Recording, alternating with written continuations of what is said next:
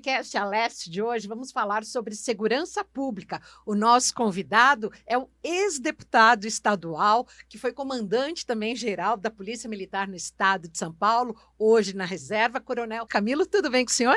Tudo bem, Renata, muito obrigado pela oportunidade. Vamos falar um pouquinho então de segurança E pública. também secretário executivo da Segurança Pública na última gestão estadual. Primeira pergunta que eu faço ao senhor: como é que o senhor vê hoje a questão da segurança do ponto de vista nacional? A gente pode começar falando do caso da fuga de 2 bandidos do Comando Vermelho lá na região norte. Bom, ao mesmo tempo que a gente teve um grande aperfeiçoamento da segurança no Brasil, se a gente imaginar como era lá na década de 90, 80, a segurança era muito mais precária. Então a segurança virou realmente uma preocupação nacional, se investiu bastante, aqui em São Paulo se investiu muito, né? Posso falar muito por São Paulo, posso falar um pouquinho também pela Polícia do Brasil. Eu fui presidente do Conselho Nacional de Comandantes Gerais por 2 anos, que engloba todas as polícias do Brasil. São Paulo está na frente, não há dúvida, né? Pelo investimento que foi feito ao longo do tempo. Então se cresceu bastante em tecnologia, em inteligência, em aperfeiçoamento nas boas práticas, também nos princípios. Ao mesmo tempo, nós tivemos 2 grandes problemas que influenciam diretamente na segurança pública. O primeiro deles é o crescimento do crime organizado. Então, nós tivemos aí um crescimento muito forte, né, desde 2003, nos anos 2000, né, para cá, praticamente, nas organizações criminosas, as várias facções que existem pelo Brasil. Então, isso precisa ser muito bem pensado e enfrentado sem medo, com coragem. Segundo, nós tivemos um aperfeiçoamento mundial das comunicações. E a gente sabe, Renata, que segurança pública nós temos 2 grandes pilares. Um é a criminalidade real. Menos crimes, menos pessoas agredidas, e aí você tem uma segurança melhor. E outro pilar da segurança pública é a percepção de segurança, ou a sensação de segurança. A gente chama de percepção, que é mais abrangente. As duas têm que caminhar lado a lado. Então, como as comunicações avançaram, hoje você tem as coisas acontecendo e em questão de segundos já está espalhado para todo o mundo, né? Pelo WhatsApp, pela internet e tal. Então isso causa uma sensação de pânico ao mesmo tempo, né? Principalmente para aqueles que pegam aquela primeira notícia e fica repassando, às vezes nem aconteceu daquele jeito. Então isso prejudica um pouco a segurança pública, porque, de novo, como precisa da percepção, nós não temos qualidade de vida se a gente não se sentir seguro. E o sentimento, como é um sentimento, ele é feito 90% ou mais pela comunicação. Então nós tivemos esses 2 crescimentos, comunicação, o crime organizado e a segurança também. Então nós precisamos achar aí um meio termo disso, trabalhar fortemente na prevenção, e eu só vejo uma solução, né? É o envolvimento fortíssimo da comunidade, através dos conselhos, através do programa Vizinhança Solidária, de interações, né, com a comunidade, para que a informação chegue para a polícia. Precisamos usar muito a inteligência para vencer na segurança pública. É importante ter repressão, eu tenho que ter repressão, porque eu tenho, o bandido ele precisa ter receio de ser pego, de ser condenado, de enfrentar a polícia. Então eu preciso de uma polícia forte, preciso de uma polícia rigorosa, lógico, trabalhando dentro da legalidade, trabalhando, respeitando o direito das pessoas, de todos, inclusive do próprio criminoso, que ele é um cidadão, merece respeito sempre, né, sem discutir isso, né? E ao mesmo tempo nós precisamos trabalhar fortemente junto com a comunidade. A informação, eu diria que é a melhor arma para tudo, mas principalmente para a segurança pública. O seu foco é a prevenção. Atualmente, qual o foco do comando geral que nós temos, inclusive que acabou gerando aí uma troca de mais de metade da tropa dos comandantes? Na realidade, a polícia sempre faz ajustes, isso é normal, né? Não vejo isso como um problema, pelo contrário, ajustes que precisam ser feitos ao longo do tempo. E a polícia é grande, tem 200 anos, ela se ajusta, ela se acerta, né? E é sempre para melhor, né? Não tenha dúvida que a troca aí, promovida pelo secretário de RIT, pelo comandante-geral Cássio, é para melhorar a instituição, são ajustes normais, e quem mexe nesse tabuleiro é ali o comandante-geral mesmo, né? Que junto com a aval do secretário acaba fazendo modificações. E a polícia está trabalhando muito forte aí na questão do crime organizado, né? Não tenha dúvida, é um trabalho de fôlego, de coragem, né? Da Secretaria de Segurança Pública, da própria polícia, e também tem que trabalhar na prevenção, está trabalhando também na prevenção. O que nós precisamos agora, e eles têm tomado também providências para isso, é do completamento do efetivo. Então vamos só fazer um comparativo. Eu fui comandante-geral de 2009 a 2012. Eu cheguei a ter quase 100 mil homens da polícia. 12 anos atrás. 12 anos atrás. E hoje a polícia está com perto de 82 homens, né? 82 mil, 100 mil e 82 mil. Então houve uma perda ao longo do tempo, né? E isso acaba influenciando. Quase 30%. Isso acaba influenciando muito aí na polícia. Ou por causa de legislação, que nós perdemos a figura do soldado temporário, que eram 6 mil homens a mais que existiam. Depois, pandemia, não contratação, decreto proibindo contratação. Então, são ajustes que agora estão sendo tomadas providências, e aí está certo o nosso governador Tarcísio, que está liberando aí a contratação, para que sejam feitas bastante contratação, e ao mesmo tempo também contratar os veteranos para trabalhar na área administrativa, para que os policiais possam trabalhar na área operacional. Então eu diria que é preciso trabalhar no enfrentamento do que está acontecendo, né? O crime está mais aguerrido, ele precisa desse enfrentamento, precisa de uma polícia que faça esse enfrentamento. O enfrentamento que eu digo aqui não é nada arbitrário nem excessivo. Estou falando de enfrentar o crime organizado para proteger o cidadão de São Paulo, isso é necessário. E trabalhar também fortemente na prevenção. Porque cada vez que eu consigo prevenir que não acontece o enfrentamento, lembrando que o confronto é sempre uma opção do marginal. Dificilmente a polícia não procura isso. A polícia, lógico, vai se estabelecer, vai dominar uma determinada área. Isso às vezes causa um desconforto para o crime organizado, que acaba reagindo e vindo para cima da polícia, como a gente tem visto no litoral. Então a polícia tem que estar preparada, e a de São Paulo está preparada para isso. Eu diria que enfrentar a polícia em São Paulo não é uma boa opção. A polícia está bem preparada, segue procedimentos fortes, né? Treinamento muito forte, está preparado para enfrentar o crime. Agora precisamos, e isso também já está caminhando para cada vez ser melhor também, trabalhar forte na prevenção junto com a comunidade, porque aí tem informação. Com a informação eu planejo melhor e eu evito o crime. O melhor dos mundos é não acontecer o crime, porque não tem ninguém. É importante, vamos dar um exemplo bem prático, é importante, acabou de acontecer um assalto, a polícia ir lá e prender todo mundo. É importante, mas era muito melhor se eu conseguisse evitar que esse crime acontecesse.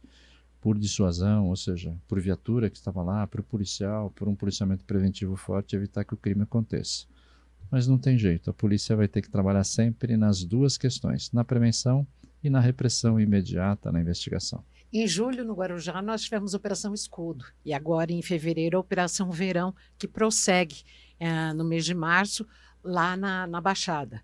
Como é que o senhor vê a denúncia feita pela ouvidoria das polícias, pelo ouvidor das polícias, sobre essa questão de que nem sempre houve confronto? Eu acho que, respeitando a opinião do nosso ouvidor, né, eu acho que isso precisa ser primeiro apurado, né? Não dá para você falar se houve ou não um tipo de problema sem ter apuração, principalmente no caso de polícia. Lembrando que todas as ações policiais, da Polícia Militar, da Polícia Civil, são objetos de um inquérito policial, no caso da PM, inquérito policial militar, inquérito policial civil. Esse inquérito normalmente com acompanhamento de um promotor público. E tem mais, o resultado desse inquérito vai para a Justiça Militar, e se for crimes contra a pessoa, vai para o júri, vai para a Justiça Comum. Então, é muito precipitado fazer qualquer juízo de valor em cima das ações da polícia antes de terminar uma apuração. Então, eu respeito de novo, né, o ouvidor, o Dr. Cláudio, mas eu pondero que não é o melhor momento para se tirar conclusões. E aquela máxima de que, e os próprios policiais reclamam disso, eles prendem, a justiça solta. Não é a justiça, são as leis.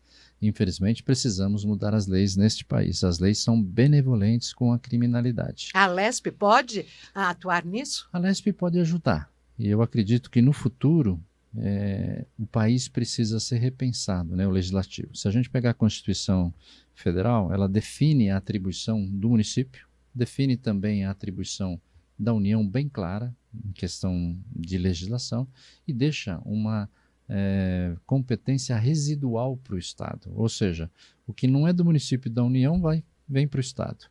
E dessa parte que é pequena, que vem para o Estado, sem medo de errar, mais de 90% é iniciativa do Executivo e não dos deputados. Então isso precisa ser modificado. Uma série de competências legislativas tem que sair da área federal e vir para os estados. Os estados são melhor, eles podem melhor administrar esse recurso e até as próprias leis. Vou falar recurso porque eu lembrei do presídio.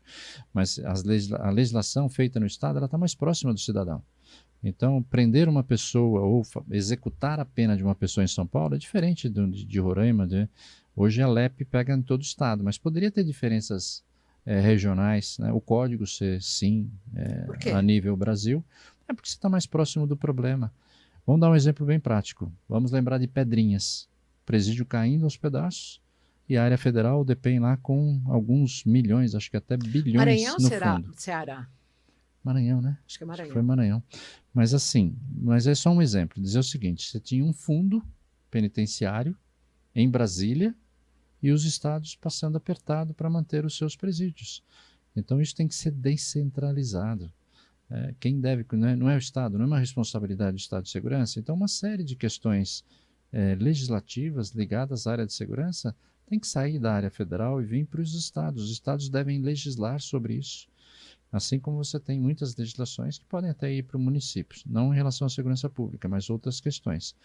O resumo é assim, quanto mais próximo do problema, mais fácil para resolvê-lo. Então, mas de novo, a legislação penal, ela precisa ser revista e com a participação de todos os atores da sociedade. Eu não posso chamar para construir um código penal apenas advogados criminalistas. A OAB, por exemplo. Tem que chamar o AB, mas advogados de outras áreas também. Eu tenho que chamar o promotor público, eu tenho que chamar também representantes da sociedade civil, eu tenho que chamar também integrantes da polícia para poder trabalhar num código que seja bom para todos. O nosso sistema legislativo permite uma quantidade tão grande de recursos que quem tem dinheiro demora ou às vezes nem é punido. O senhor concorda que o policial fica completamente desmotivado quando ele prende e no dia seguinte, na audiência de custódia, a justiça solta? Bom, vamos falar sobre, antes de falar da audiência de custódia, né? Esse prende e solta, deixar bem claro, né? Muitas vezes as pessoas criticam o judiciário, não é a legislação. Então, acho que isso tem que ser modificado. E, de novo, o policial se sente frustrado, sim. Nós chegamos aí, na minha época já acontecia, agora também acontece, uma pessoa ser presa 15 vezes, 17 vezes. Não tem cabimento alguma coisa, né? É um retrabalho sem tamanho. Agora, voltando à audiência de custódia. A audiência de custódia, eu acho que o Brasil usa muito erradamente esse instrumento. A audiência de custódia não pode ser só para analisar o momento da prisão, se houve alguma irregularidade ou não, pode até ser isso. Mas poderíamos aproveitar mais. Não está indo perante um juiz, não estão as duas partes. Aquelas ocorrências que sejam de pequeno potencial ofensivo poderiam decidir ali. Já estou levando na presença de um juiz. E o que a gente sente, infelizmente, é uma benevolência sem tamanho, né? E uma falta de fé, né, da fé pública em cima da palavra do próprio policial. Por isso que eu acho que nesse quesito especificamente a câmera corporal vai ajudar. Por quê? Porque mostra o calor de quando a pessoa foi presa. Todos que estão indo em audiência de custódia foram presos em flagrante delito, cometendo algum delito. Então, como é que eu vou chegar no dia seguinte e para pegar o policial correu risco, o policial correu muitas vezes risco de morte para fazer aquela prisão. E aí vê o infrator ser liberado no dia seguinte indo para casa, normalmente sem nenhum tipo de punição. Então isso precisa ser revisto. Então o instrumento da audiência de custódia precisa ser revisto do jeito que ele está sendo. E a última estatística que eu tinha, não sei se ainda é hoje, mas muito próximo disso, mais de 50% eram liberados na audiência de custódia. Ou seja, 50% do trabalho policial é perdido no dia seguinte, né? Acabou de prender, leva e ele é solto. Então o policial se sente realmente frustrado. Nós precisamos rever tudo isso. Como é que o senhor vê essa questão da sensação de insegurança, 12 anos atrás, quando o senhor entrou para a reserva, quando o senhor comandou aqui todo o estado de São Paulo, para hoje? Quando em bairros aqui bem próximos à Assembleia Legislativa, que fica na Zona Sul, em frente ao Parque do Ibirapuera, em muitos bairros lindeiros aqui, as pessoas não podem ir à farmácia com o celular na bolsa. Na minha época, estava surgindo o celular, né? Então a gente não tinha esse problema grande que tem hoje. Era o tijolão. Era um celular muito, muito pesado, era o início de tudo, né? Então você não tinha um bem tão pequeno de tão grande valor. E o que é mais importante, não é só o valor do celular, é o que ele permite hoje. Sim. Que é o Pix, é o banco, é tudo. Então, isso é um atrativo sem tamanho, isso não existia. E, de novo, o que incomoda a população, o que traz a sensação, né, ou a percepção de segurança ficar ruim, são os crimes pequenos, não são os crimes grandes. É o roubo do celular. É lógico que muitos deles vão, além disso, acabam numa agressão, acabam numa morte. Mas, em princípio, é o próprio roubo do celular. Então, hoje, a sensação de segurança ela é muito mais difícil de você mudar ou de você interferir do que era no passado. Porque você não tinha tantos crimes pequenos acontecendo, você tinha muitos crimes pequenos, mas não de coisas tão valiosas e que todo mundo tem. Hoje, o celular ele é democrático, ele está em todas as camadas da população e que mais ainda, todos eles acessam banco, fazem transações, acessam informações que são muito valiosas para a criminalidade, até para praticar outros delitos. Então, a sensação de segurança hoje é mais difícil de trabalhar do que daquela época ou antes disso, né? Quanto mais voltarmos no tempo, mais fácil trabalhar a sensação de segurança. De novo, de lá para cá também os meios de comunicação. Eu estava no Comando Geral, não existia Facebook, estava começando, não existia WhatsApp, não existia Telegram. Acho que talvez Orkut. Não existia Instagram. O Orkut estava começando. Na moda. O Orkut era da moda, alguma rede Ning que tinha, mas estava surgindo, né, essa comunicação mais instantânea. Né? A internet era muito ruim, se a gente lembrar. Era internet de escada. Era internet de escada, então era muito diferente, né? Por isso que eu falo, a comunicação avançou muito rapidamente, para o bem e para o mal. Então, isso dificulta muito trabalhar a percepção de segurança, mas, de novo, é uma coisa que precisa ser trabalhada, precisa ser muito pensada pela segurança pública e, na realidade, por todos os órgãos, né, do poder público. O senhor fala muito na vizinhança solidária, na comunidade, que é importante estar atuante e participante junto à polícia. O senhor, quando comandante-geral, foi quem implantou essa questão da vizinhança solidária. Como é que funciona e como que ela poderia ser aperfeiçoada para os dias de hoje? O programa Vizinhança Solidária, ele surgiu aqui perto, né? Surgiu no Itaim, na rua Itacema, e veio de uma reunião. Eu sempre trabalhei junto com a comunidade. Eu vim numa reunião de uma associação aqui do bairro dos Jardins, e no fim 2 senhoras me procuraram, lembro o nome delas até hoje, Maristela e Luzia, vieram me procurar para falar, olha, nós estamos com um problema de furto na rua, que é uma coisa que incomoda, tal. E aí eu entendi que o que eles fizeram, elas já tinham reunido os síndicos dos prédios e para tentar uma solução. E queriam que a polícia ajudasse, participasse dessa reunião. Eles já tinham feito uma reunião, aí chamei na época o comandante do batalhão, que eu lembro que era o Hernanes, depois ele chamou o capitão, que era o Daniel, e aí eu falei, olha, dá uma estudada nessa questão que elas estão falando que eu acho interessante, a polícia podia participar junto com a comunidade, né? Eu sou um defensor, né, da polícia comunitária, dos CONSEGs, falei, dá uma estudada para ver como isso funciona e se dá certo. Esse menino, ele, vamos dizer assim, foi naquele encantamento do cliente, né? Ele foi além do que eu havia pedido, ele desenhou o programa com elas e trouxe uma proposta no Comando Geral um mês depois. Isso era agosto de 2009. Aí eu pedi para o diretor de polícia comunitária, que era o Coronel Castro, para estudar aquela questão, e aí acabou sendo formatado esse programa Vizinhança Solidária. Como é que funciona? Você se reúne, as pessoas de uma rua se reúnem e formam um grupo. Naquela época não tinha WhatsApp, era grupo por rádio Nextel. Então formaram um grupo e desse grupo pertence um policial. que mais tarde a gente veio dar o nome de tutor, hoje chama tutor. É o administrador desse grupo e hoje esse grupo é uma rede, né, uma comunidade WhatsApp. Esse grupo, então, passa a olhar o poder público, o espaço público de uma forma diferente, um pouquinho mais atenta, sem paranoia, ver o que está diferente ali. E todos que participam colocam nas suas casas uma plaquinha, chamado lá, né, área vigiada pela comunidade, comunicamos qualquer atitude suspeita à polícia. É essa plaquinha que eles colocam, que tem um efeito fantástico. Quando coloca a plaquinha para dizer para todo mundo, quem entra lá se sente mais seguro, porque fala, ó, essa área é vigiada pela comunidade.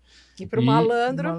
O bandido se sente, o infrator se sente, ele com medo de ser pego, fala, olha, a casa que eu estou indo pode não ter ninguém, mas alguém pode estar olhando, pode chamar a polícia.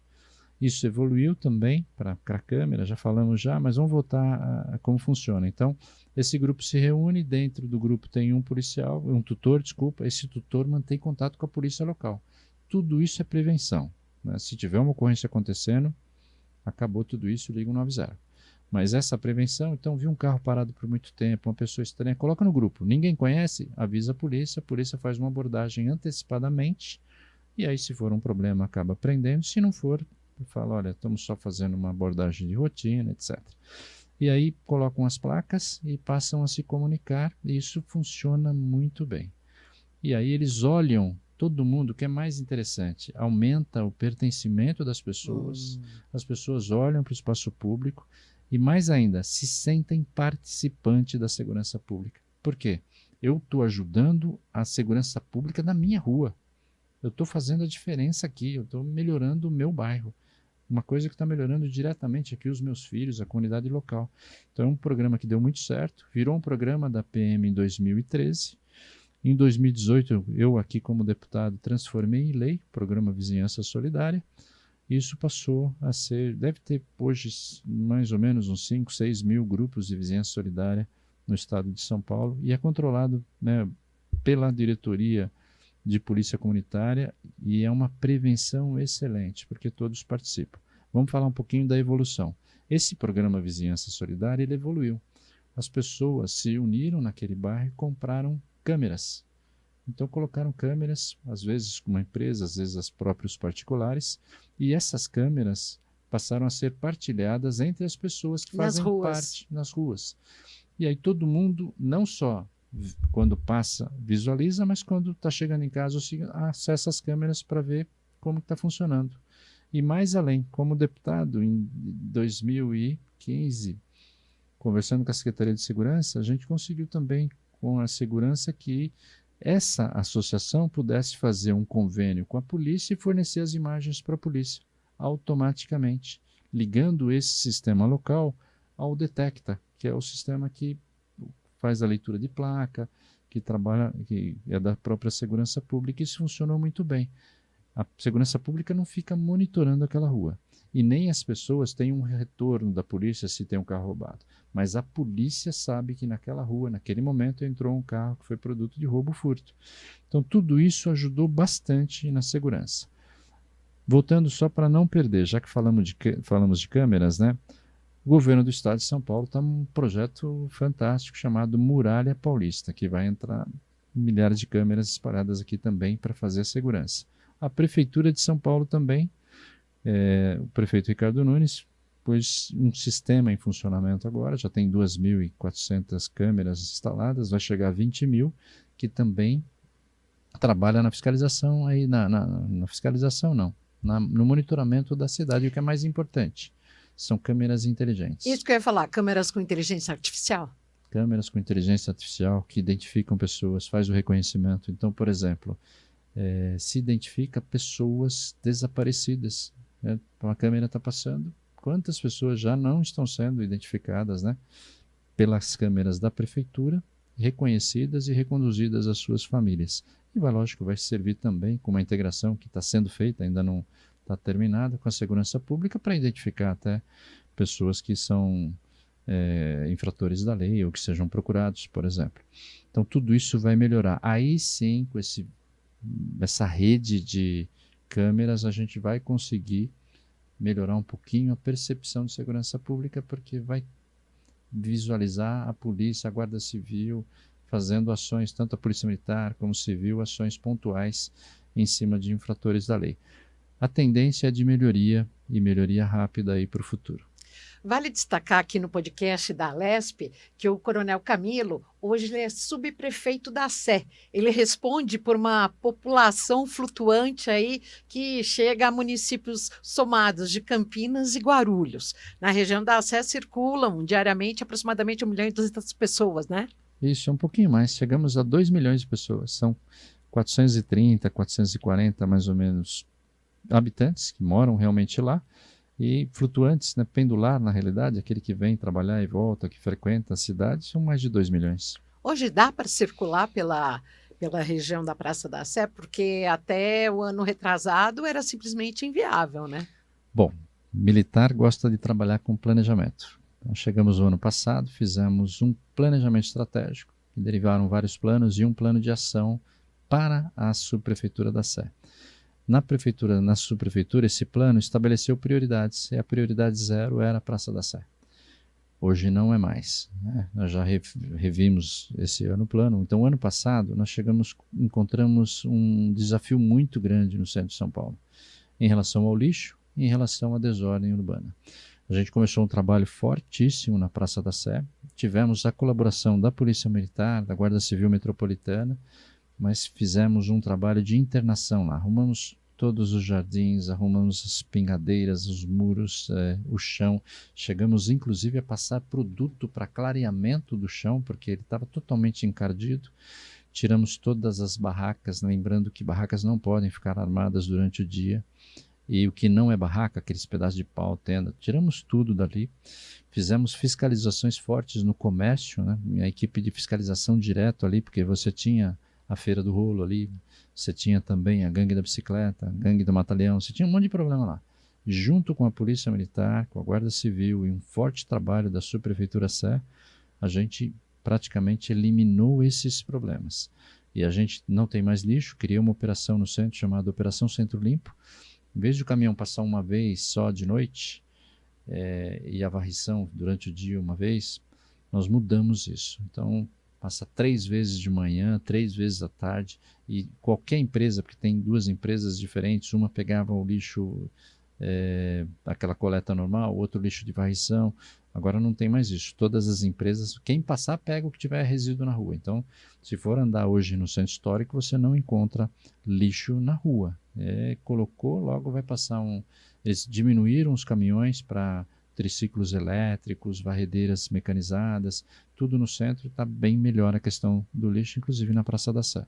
E também mudamos aí a forma de trabalho aí das próprias equipes da Sé. Então, além de manter todo o atendimento aos 56, as demandas em todos os 8 distritos, nós tiramos uma equipe de cada uma das áreas, poda, de remoção, também de varrição, tudo para ficar fixo nesses locais que a gente estabeleceu como prioridade. E as pessoas vulneráveis, os moradores de rua? Continuam lá. Uma boa parte saiu, aceitou acolhimento. A prefeitura tem mais de 15 programas aí de acolhimento, tem Vila Reencontro, centro de atendimento, mas acolhimento albergue. contínuo? Contínuo. Todos os dias, tem abordagens às pessoas em situação de rua na Praça da Sé. Essa pessoa não tem onde morar. Esse programa de acolhimento, ela pode ficar morando nesse local? Sim, vamos dar um exemplo bem prático, o hotel social. As pessoas são convidadas a ir para um hotel, moram num apartamento, esse hotel é administrado por uma organização social, ele tem 4 refeições por dia e simplesmente ele tem que sair da rua e pode inclusive integrar um programa da prefeitura chamado POT, Programa Operação Trabalho, onde eles podem trabalhar e ganhar 6 horas, enquanto as outras horas é para ele se aperfeiçoar, e ele ganha R$ 1.200 da própria prefeitura. Ou seja, hoje você tem para onde levar. A nossa dificuldade hoje é que as pessoas não querem, porque a partir do momento que você vai para um hotel social, você tem que tomar banho, você tem regras, você não pode consumir droga, você não pode animal consumir pode? Pode, tem pet, pode ir com a família, pode ir com o animal, você tem as vilas reencontros, ou seja, você tem hoje opções. O que acontece, a dificuldade de novo é retirar. As pessoas não querem sair, elas se acostumam a ficar na rua, porque a rua também é acolhedora, entre aspas, sobre um outro ponto de vista. Então, quem está na rua recebe alimento, recebe cobertor. Tem operação baixas temperaturas.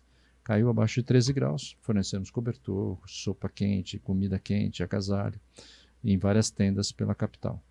Ficou muito alta, a gente também faz as tendas, dá água, dá um acolhimento para todo mundo.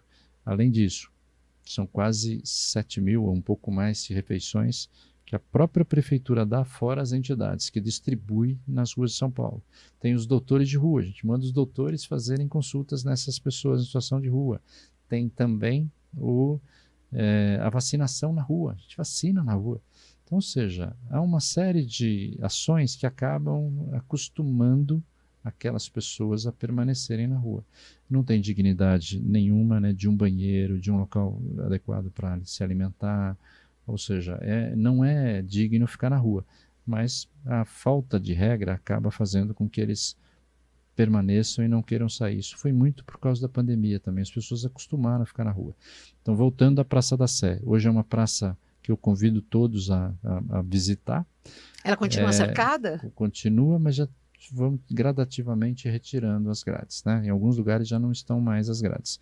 As grades, de novo, tá? Para ficar bem claro, as grades elas foram colocadas para proteger as áreas verdes, porque as pessoas arrancavam a grama e as plantas que a gente colocava de um dia para o outro. Então a gente cercou, agora pegou, tem o grama em todos os jardins da Sé, todos estão saudáveis e a gente está continuando a fazer essa manutenção. Assim que as câmeras todas forem instaladas, que a gente puder monitorar adequadamente, aí a gente vai retirando as grades e as pessoas também já acostumaram a não ficar mais em cima da grama, né? Porque as pessoas montavam a barraca em cima da grama, acabava com a grama, né? Hoje não, hoje está bem melhor. Mas mais uma coisa que mudou o centro de São Paulo. O prefeito Ricardo Nunes autorizou e nós fizemos a contratação, a prefeitura, de mais 1.200 policiais da atividade delegada. Tinha 1.200, dobrou, e esse número que dobrou de 1.200 ficou no centro. Então as pessoas hoje vão passar pela região central e vão ver policiais da atividade delegada.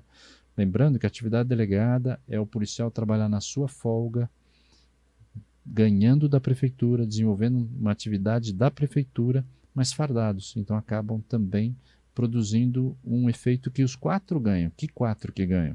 Ganha a prefeitura porque resolve um problema. Ganha o Estado porque tem mais policiamento, mais policiais fardados. Ganha também o próprio policial porque tem uma renda a mais. É por adesão, mas ele tem uma renda a mais completando o seu salário, né? E principalmente a população, porque ela se sente segura. Então quem for no centro de São Paulo hoje, vai no centro histórico, principalmente, ali o centrão de São Paulo, vai cruzar com policiais, com viaturas policiais. Ele contratou mais 1.000, mais 500 serão fornecidos em breve agora também, guardas civis. Então aumentou bastante o número. As nossas cenas abertas de uso, que é o que a gente chama Cracolândia, né? Por que eu não uso o termo Cracolândia? Porque Cracolândia foi criado lá atrás para dar a impressão que é um termo de diversão, né? Lembra Disneylândia e tal, um território... E foi criado, acho que com esse propósito mesmo. Então, o nome científico a gente chama mesmo cenas abertas de uso. Então, lá é uma batalha difícil, para quem nos acompanha, é um problema complexo e não tem solução simples para problema complexo. Já dizia o nosso general Campos. Então, lá está sendo feito um trabalho primoroso pelo Estado e pela prefeitura, coordenado pelo Estado. Conseguiram tirar a Cracolândia, que antes era na Praça Princesa Isabel, aí depois foi empurrada para o lado de cá da Sala São Paulo, agora já está do outro lado, ali perto da Rua Mauá, da Rua dos Gusmões, onde tem o batalhão da GCM. Como é que vocês vão empurrando? Tinham colocado a Cracolândia ali na Rua da Estação da Luz, para quem saía ali. Como é que é isso? Na realidade, a gente não empurra. Né? Deixar bem claro que eles se movimentam. Eles se movimentam. E hoje a gente não põe eles em lugar nenhum. Mas como que eles se movimentam? Se antes, por décadas, eles ficaram concentrados num único local. Sozinhos de lá. Eles saíram de lá pela ação policial. E aí eu faço um reconhecimento aí a nossa Polícia Civil, principalmente, junto com a Guarda Civil Municipal e a PM também dando cobertura. Foi feito muita ação forte lá na região da Praça Cleveland, que ficava na Alameda Cleveland. Ali nós tínhamos 4.000, um pouco mais de 4.000 pessoas consumindo drogas a céu aberto. Ali junto ao Palácio Campos Elíseos, né? Né, bem em frente ali, perto da estação Sorocabana, ali, um pouquinho mais para frente da Sala São Paulo. A ação foi tão forte da polícia ali naquele momento que eles sozinhos, não houve uma movimentação da polícia, por isso que eu falo, não é a gente que empurra. Eles saíram dali, porque viram que ali não estava mais para vender droga, para consumir droga, porque a ação policial estava tão intensa, e eles foram para a Praça Princesa Isabel. E aí, lá na Princesa Isabel, tinham pessoas em situação de rua que foram expulsas pelos consumidores de droga e foram para lá. E lá começaram também a fazer a mesma coisa, consumir droga. A polícia foi fortemente lá de novo. Aí cercou a prendendo praça. pessoas, cercou a praça e tal. Aí eles saíram de lá, foram para a Rua dos Mães, que era do outro lado. A polícia de novo foi lá fortemente na Rua dos Mães. Agora vieram para a Rua dos Protestantes. Deram umas voltas por ali, mas se situaram hoje está concentrado na Rua dos Protestantes. Por que eu falo que é exitoso? Porque nós saímos de 4.000 na Praça Cleveland e chegamos agora a 800, 900 à noite na Rua dos Protestantes. 4.000, que é 1 ano e meio? Pessoas. No início de 2020, por aí, 2019, 2020, tinha esse tamanho. Mas foi um conjunto de ações. Não foi uma ação isolada só da polícia também. Entrou a prefeitura com o programa Redenção, que tem 3 fases. É a abordagem, o tratamento e o encaminhamento para um programa, tentar voltar para a família, um programa de trabalho. Ou seja, existe agora uma consistência muito grande nisso, em resgatar essas pessoas e combater o crime organizado que fornece droga para isso. Coronel Camilo, ainda há tempo para se perguntar. Aqui na LESP discute-se, inclusive tivemos uma audiência pública sobre a criação, a realização de uma PPP junto à Fundação Casa, a antiga FEBEM, um projeto do Executivo. Como é que o senhor vê isso? Tudo que a sociedade civil puder participar, eu acho interessante. Eu acho que a privatização através de uma PPP ou de uma contratação é importante para a Fundação Casa e não só. Nós temos exemplos muito bons pelo mundo de privatização dos próprios presídios. Nós temos, por exemplo, Ribeirão das Neves, em Minas Gerais, se não me engano é esse. O nome eu não me lembro, mas você tem lá um trabalho muito forte onde se trabalha fortemente na punição, é lógico que a primeira função da pena é punição, mas você mantém o preso de uma forma digna e depois dá um encaminhamento dele para que ele possa continuar a vida após o sistema carcerário. Então acho importante se pensar nisso. Não sou um especialista, estou dando a minha visão como segurança pública de coisas que eu vi que eu achei interessante. Eu acho que a privatização pode ajudar. Para encerrar, Coronel Camilo, o senhor que é um amante do centro, como é que o senhor vê essa deterioração da Rua Santa Efigênia, que é uma rua conhecida nacionalmente pela Rua dos Eletrônicos? Já estamos trabalhando pela sua recuperação. Tinha bastante coisa aí para falar a respeito disso. Estado e Prefeitura estão trabalhando pela recuperação do centro de São Paulo. Nós já estamos transformando a Rua Santa Efigênia numa rua temática, uma rua dos eletrônicos. Vão acontecer intervenções na rua que vão lembrar aí o comércio de eletrônico. A mesma coisa está acontecendo na rua, já está em andamento na Rua das Motos, a General Osório. Então a ideia é você requalificar essas ruas e fazer com que eles aumentar, né, a autoestima, o pertencimento de todos e voltar a ser aquele grande centro. Ainda é, né? O centro de eletrônico está melhorando bastante, não tem mais problema na Santa Efigênia, está afastado, né? De novo, são mais ou menos 800 pessoas ou 900 à noite. Durante o dia, mais ou menos umas 400 pessoas que estão ali naquelas cenas abertas de uso e continua um trabalho muito forte. Recentemente foi divulgado, né, só de janeiro para cá, a polícia prendeu mais de 1.000 armas brancas ali, ou seja, o trabalho em cima do crime está sendo muito forte pela PM, pela GCM, pela Polícia Civil, com apoio do Estado, do município. Nós entramos como subprefeitura na zeladoria, né, na limpeza. Nós recolhemos só das cenas abertas de uso, daquele pedaço, 10 toneladas de lixo por dia. Não é fácil, precisa fazer, porque senão eles acabam vivendo numa situação mais indigna ainda do que eles estão. Mas voltando a Santa Efigênia, em pouco tempo a Santa Efigênia vai dar uma melhora muito grande. Já está melhor, já não tenho mais na Santa Efigênia especificamente questão de situação de drogadição, muito pouco, e a maioria já se afastou dali. E ali está sendo trabalhado agora em conjunto com a comunidade. A comunidade ali é muito forte. A mesma coisa do General Osório, quem está fazendo na Rua das Motos é a comunidade dos motociclistas, né? A Santa Ifigênia vai ser dos eletrônicos, assim como vai ter São Caetano das Noivas, Florêncio de Abel das Máquinas, Paula Souza dos Restaurantes, né?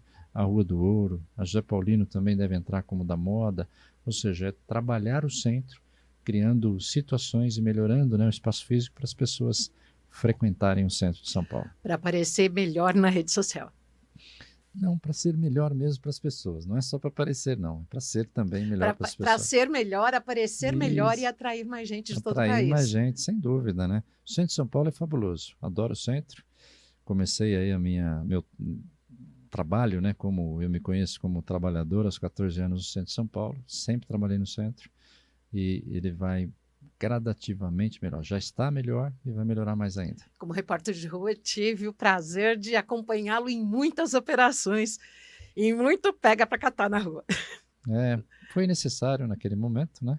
E tudo para melhorar o centro de São Paulo. Olha, aqui no podcast da Alesp, nós agradecemos muito a participação do Coronel Camilo que hoje é subprefeito da Sé, já foi secretário executivo da Segurança, comandante-geral da Polícia Militar aqui no estado de São Paulo. Muito obrigada, volte sempre para trazer notícias, para comentar sobre a questão da segurança pública. A população pede isso. Eu agradeço, Renata, e convido a todos, venham para o centro. Vamos lá e vamos tomar um cafezinho no centro, porque o centro de antigamente, dos anos 30, os anos 40, aí sim é que tinha todo um glamour, não tínhamos shoppings para os jovens de hoje, era o centro, a região ali, que depois foi para Higienópolis, Paulista, foi subindo, chegou até a região da Faria Lima. Mas muito obrigada. Eu que agradeço, e vamos ter as ruas abertas, né? O centro vai pulsar novamente como foi. Podcast da Alesp fica por aqui. Muito obrigada pela sua audiência. Você também nos acompanha diariamente às 8 da noite na Rede Alesp e também sempre com um episódio novo, também nas redes sociais, no Spotify e no YouTube da Alesp. Até logo mais.